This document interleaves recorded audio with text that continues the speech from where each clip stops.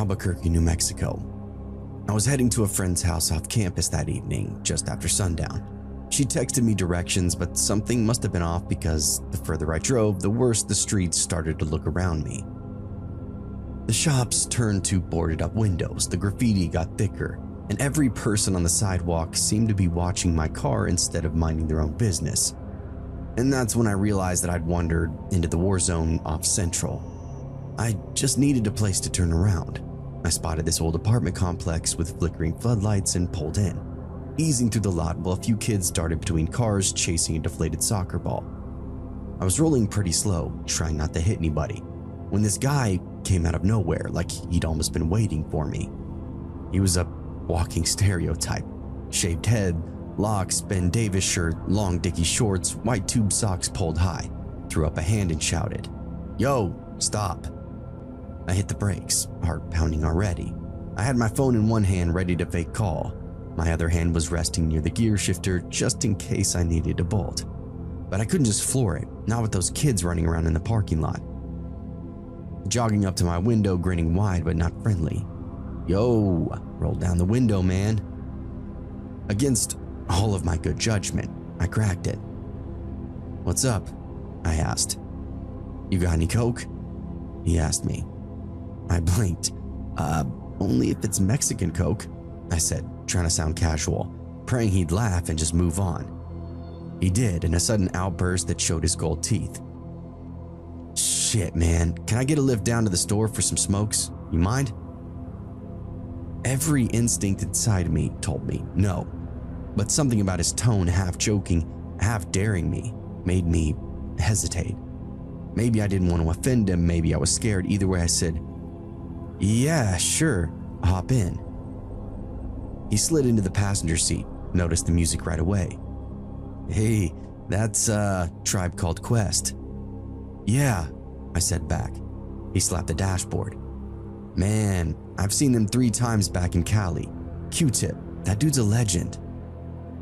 Did help a little bit. Talking about music humanized him, and for a minute I started to think maybe I was overreacting. The gas station was only a few blocks away, but the drive felt like it took forever. He kept shifting around in the seat beside me, scratching his leg, glancing in the side mirror like he was expecting somebody to be following us. He told me his name was Danny, but didn't offer a last name. Said he used to run with some boys out in LA, then moved here just to chill, whatever that meant. We pulled up to the Circle K and he told me to keep the engine running. "I'll be quick, man, don't trip." He went inside and I sat there sweating bullets, watching him through the glass doors. He was talking to the clerk and pointing at something, then pacing near the back. After a few minutes, he disappeared behind an aisle, and I began counting the seconds, debating on whether or not to leave. Then suddenly the doors slam open, and he comes sprinting out with 2 paper bags clutched directly to his chest. "Go! Go, man, go! They're calling the cops!" He yelled at me, diving into the passenger seat. I didn't really think about it, I just hit the gas. My heart felt like it was going to explode. I could hear sirens somewhere off in the distance, rapidly closing in. He was laughing like it was the funniest thing in the world. "Yo, you should have seen your face." I shot him a look, white-knuckled on the steering wheel.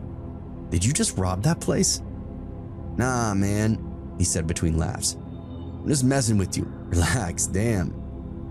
I didn't know really whether to believe him, but we were already pulling back into the apartment lot. He told me to stop near that same corner that I picked him up at. "Hey," he said, suddenly calm, almost thankful. "I don't blame you for being nervous around me. You're actually a pretty good dude for stopping." He dug into one of the bags and handed me a pack of Funyuns and a glass bottle of Mexican Coke, then reached into his pocket, pulled out a small dime bag, and tossed it into my lap. "Oh, to thank you," he said, opening up the door. He gives me a nod, then walks off toward the shadows between 2 buildings. I sat there for a long moment, engine still idling, staring at that dime bag in my lap in complete disbelief. To this day, I'll fully admit that that was some of the best weed I've ever smoked. Not the worst wrong turn I've taken either, but it was one that taught me just how thin that line is between danger and chance.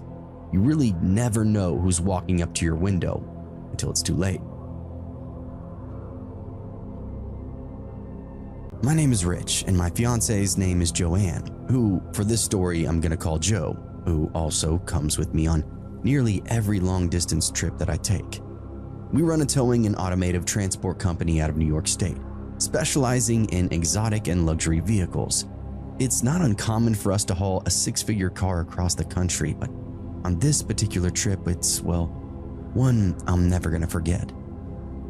It was early May 2025. We had just delivered a Lamborghini down to northern Florida. That drive south was pretty smooth. No dot inspections, no traffic, nothing but open road. I remember thinking to myself, this might actually be a stress-free run for once. That changed, however, the moment that we tried to unload. There were lots of these little wrong turns that we'd made on this trip, and this was just the first one. My truck, brand new, top of the line, computer-controlled everything, suddenly threw an electrical fault mid-unload. The PTO light went out, the hydraulics cut off, and the whole system just died. Luckily, I'd gotten the Lambo off safely, but the truck was half dead. The builder back in South Carolina told me, "Bring it here and we'll get you first thing tomorrow morning." So we fueled up, grabbed a couple of energy drinks, and hit the road north. It was 9:45 p.m. when we pulled into a gas station just outside of Jacksonville. While I filled the tank, Joe ran inside for some snacks and drinks, which is an absolute must. That's when I noticed it, this black Chevy Impala, older model, maybe 2010 with tinted windows, parked across the lot, engine idling. When I fired up my truck, their lights turned on too. Now in the moment, I brushed it off because who wouldn't? Coincidence, I figured. We get on I-95 and the night was dark. That kind of dark that eats headlights.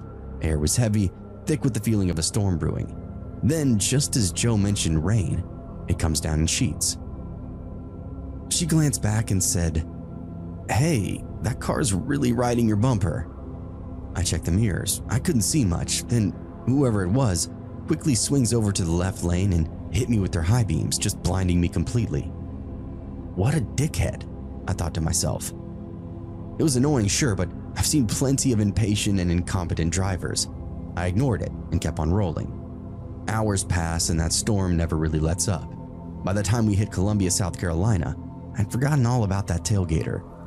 That is, until that same black Impala comes flying up beside us. It swerves over into my lane, cutting me off so hard that I had to slam the brakes.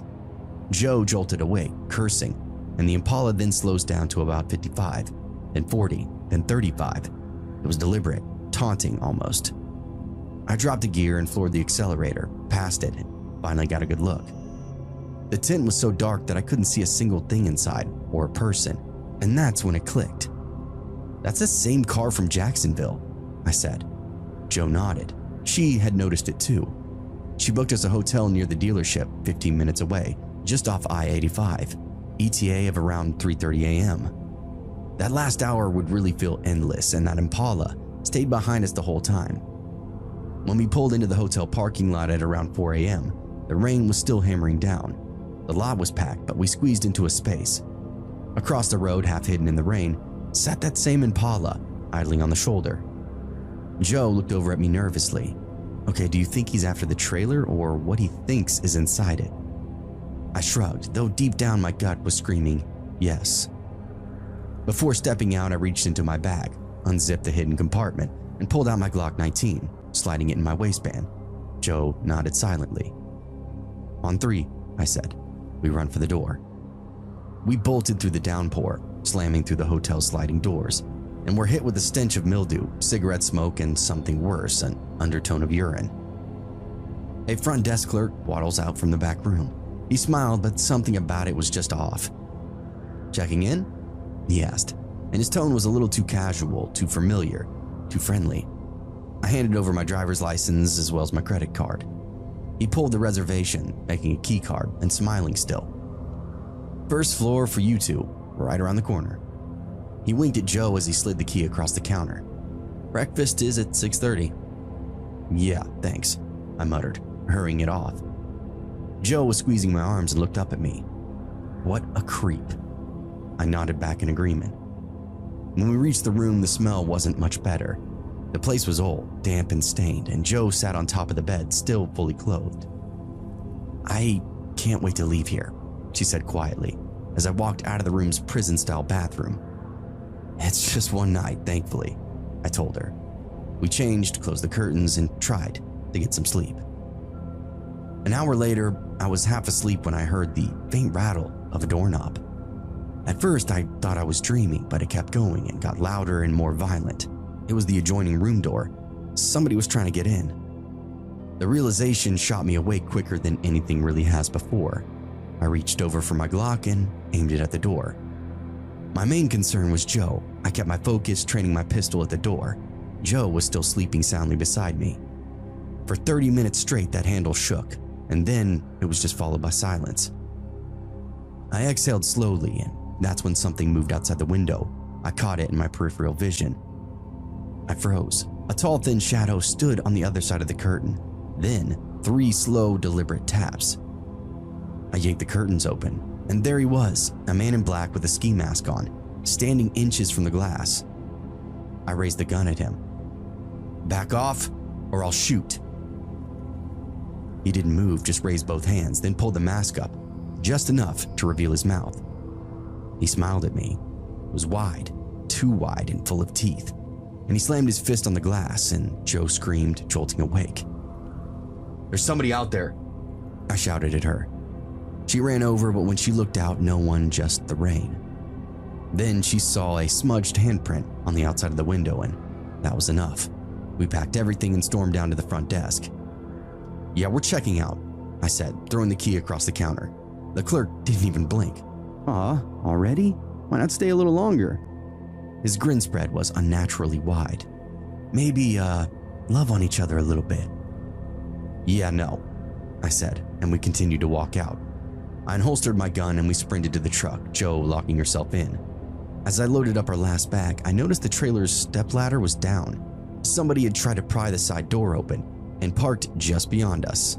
And wouldn't you know it, the Impala. "Rich," Joe yelled at me, "let's go." As I climbed into the driver's seat, my headlights illuminated the figure standing beside the car. Same man, same mask. Staying in this hotel was our second wrong turn. "Drive," Joe said flatly. "Say less." I hit the gas, tearing out of that lot and back onto the highway. The clock on the dashboard read 6 a.m., and neither of us really spoke or said a word for miles. Finally, Joe whispered after a while, "The sunrise is beautiful." I glanced over, her hand in mine, and felt my shoulders drop. "Yeah," I said quietly, "it is." We made it to the dealership half an hour later or so, parked and slept in the truck until the shop opened. Now, I've seen a lot on the road. I've been followed, almost hit by wrong-way drivers, and seen unexplainable things in the mountains, but nothing has ever rattled me like that before. Not like that night. The thought of losing my soulmate to someone dangerous or being taken away from her, I can't handle that. One of the main reasons I carry is to protect us, our equipment, and the valuable cargo that we haul. When the sky turns dark and the stars and the moon are hidden by cloud and rains, if I glance out a window, I can still see that smile through the glass. I didn't want to be in New Jersey. That's the first thing that I'm going to tell you, because I wasn't supposed to be on this trip at all. I'm actually not sales. I don't pitch. I don't stand in front of boardrooms. I sit in a chair and pull numbers. That's what I do. Quiet work, Excel work. If I talk to anybody, it's through an email. But late on the night before, I got a call from my boss saying, "Listen, there's a small change of plans. They want to see you supporting financials. Legal wants you in the room." I told him, I wasn't scheduled for this. I don't even have a suit." "Buy one when you land," he said. "Look, it'll be easy. Fly out, be there for the meeting, back up the model if they push it. You're not even presenting, you're just kind of there." "Why can't they send the deck?" "They have the deck. They need a human too." And so that was what it was. I took a last-minute flight out and landed in Newark and followed the signs for car rentals because all the team cars were already in use, and nobody had the bandwidth to loop back and just pick me up. I grabbed the cheapest one available, this sedan that they had. It was a gray compact smelling like somebody had sprayed cologne over cigarettes. I didn't care. I just wanted to get to the hotel, send my wife a text that I was in fact alive, and run numbers in peace until the following morning. The meeting was at 9 the next day. I had the financial data on a thumb drive in my bag. That little drive was the reason I was there after all. If their guy in a room asked about cash flow projections or margins, I'd be able to say, "Here's the 5-year picture," and not sound like a complete idiot. That's all I had to do. Simple. Extra paycheck, just deliver it. No sightseeing, no dinner, no might as well check out the city. None of that. Hell, it's New Jersey. I was there to get in and get out. Just hotel, shower, cheap meal, sleep, meeting, done. But the thing about being somewhere you've never driven before, especially when it's already dark and the GPS on your phone begins to act a little glitchy, it doesn't matter how simple your plan is because now you're in it. I wasn't even 20 minutes out of the airport before I knew I was in trouble. I'd missed my turn leaving Newark, and that's all it took. One wrong exit and everything started to blur together. My phone map spun and lagged, the blue dots sliding around like it didn't know where I was. At one point, it said I was in the middle of the ocean. The signs flew past me, couldn't read any of them, and the traffic was brutal. Horns, brake lights, semis cutting each other off. Every time I thought I'd corrected the course, another lane would end, another detour would come up, another split would appear without warning. This road system was impossible. After 15 minutes or so of fighting it, I realized that I'd lost track of everything that felt familiar. The streetlights were spreading out, the traffic was drained, and the buildings grew older and closer together. The GPS finally recalculated, but the directional voice was silent, so I found myself funneled down this narrow ramp onto an unlit neighborhood. It's fine, cities are confusing. I'd turn around, make it right. But the first thing that I noticed was the people, dozens of them, all walking or standing around on corners. Even though it was really late at night, some looked half awake, wandering around. Others just watched the cars go by. My stomach was knotting up. The storefronts had bars in the windows. Half the streetlights were dead. I didn't even know the name of the town, but later on, I'd learned that it was Camden. I slowed down at a stop sign, checking the map again. That's when 2 men on the sidewalk turned their heads at the same time. Just a glance, but they kept watching. One raised his hand like he was pointing something out. I rolled forward, trying to not make eye contact. Every block that I drove, more people would appear. A man leaning against a parked car, a group by a corner store, someone crossing the street in slow motion like they wanted to force me to stop. I kept moving though, refusing to let the car idle. I felt like I was a tank in a full of sharks. Rerouting, my phone said again. I felt like throwing it out the window. It was useless. I ended up turning down the side street that looked a little wider, a place I could hopefully flip a U-turn in. The pavement changed from blacktop to cracked concrete, houses pressed in closely, windows dark. I passed one with police tape fluttering on the porch railing. I said out loud to nobody but myself that I shouldn't be here. Then I saw this light, a single red light stop ahead, the only one in view. I needed a break to check the map, so I pulled up to it and stopped. And that was a mistake. At first, I really thought the area around me was deserted. The cross street looked empty, and then from my left, I saw a group standing by the corner, 3, maybe 4 men total. They hadn't looked my way until the car stopped, and now they were all just staring directly at me. I tried to look calm, one hand on the wheel, eyes forward, and the light stayed red. Then the men started walking, not rushing, just kind of drifting closer, splitting up as they got toward me. One on my side, one on the passenger door, and the other toward the hood.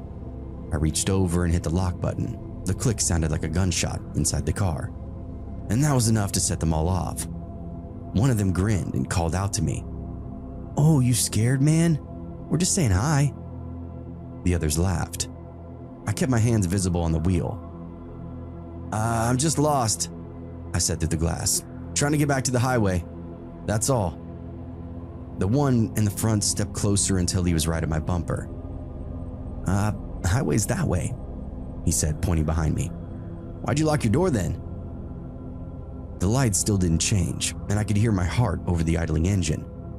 Another one came up to the passenger window and peered in. "Yo, he's got a rental," he said. "Look, airport tag.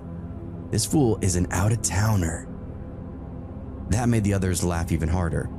"Ooh, a tourist," one said.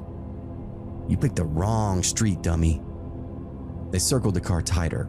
My phone screen went black from the timeout, and for a brief moment, I couldn't even recall my unlocking pattern. "Hey," one said, tapping the glass with a ringed finger. "Roll it down, buddy." I shook my head. "Roll it down." I cracked it maybe an inch, my voice trembling. I just need directions." He smiled at that, big white teeth, dark eyes flat as oil. "Nah, you're already where you need to be." I noticed his hand, he was gripping something, a small length of pipe wrapped up in tape. Behind me, somebody slapped the trunk. "Yo, pop the trunk, let's see what he's got in here." I jumped in my seat. The one near the door laughed at me.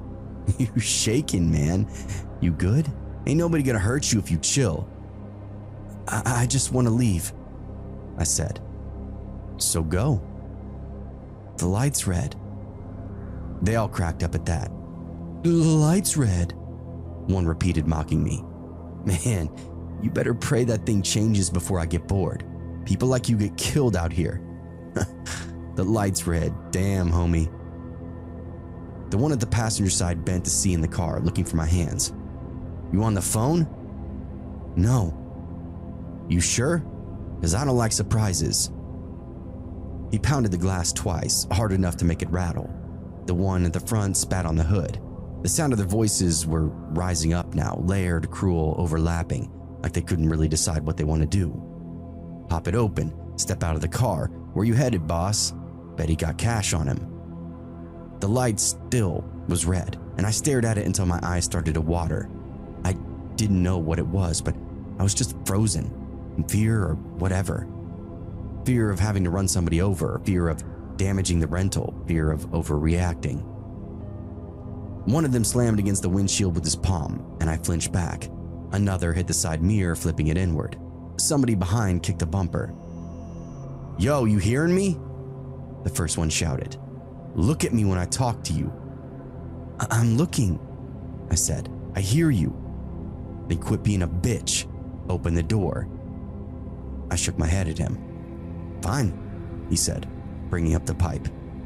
"We'll open it for you then." Out of the corner of my eye, blue and red lights then washed across the buildings. A short burst of siren followed, just a chirp, and the men stopped in mid-motion. I felt like I'd been saved, like God reached himself down and set that patrol car right there for me. A cruiser sat halfway up the next block, angled toward us. Its spotlight snapped on, lighting up the whole intersection. The cop's voice then came through this loudspeaker. "Gentlemen, hands visible. Let's not make this complicated. Move it along." One by one, the men backed up, pretending it was nothing. We were just talking," one said, palms up, and within seconds they were drifting back off into the dark. The officer's voice came once more. "Driver, proceed forward slowly." My foot barely even found the gas. I rolled through the intersection, hands trembling so hard I could barely even steer my car. The light turned green behind me, finally, and it actually made me laugh because even the cop had told me to roll through the red light. My lack of survival skills were glaring for all to see. I didn't look back. I drove until the glow of the highway signs came up again, white and sterile up against the night sky. My hands were killing me from gripping that wheel so hard. I missed 2 chances to merge because I couldn't trust myself to look anywhere but straight ahead. When I finally reached the on-ramp, I pulled over on the shoulder and just sat there with the hazards blinking. The silence inside the car was so complete that I could hear my organs working. I checked my mirrors. Empty. The blue and red flash from that cruiser was long gone now. I didn't even know if the other officer had followed them or just waited until I was moving. I didn't care. I just knew I'd been seconds away from something irreversible. The hotel was another 30 minutes down the interstate.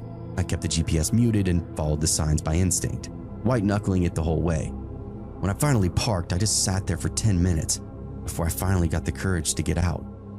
My reflection in the window didn't even look like me. Eyes wide, mouth dry, collar crooked.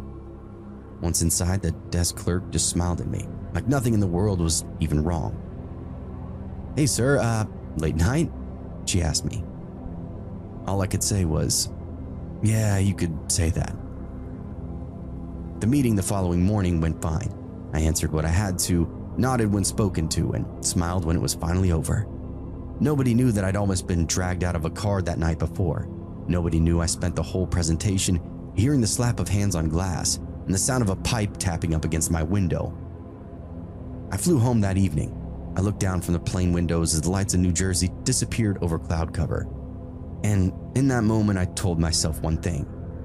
Absolutely no more surprise visits to New Jersey, and absolutely no getting lost in Camden again.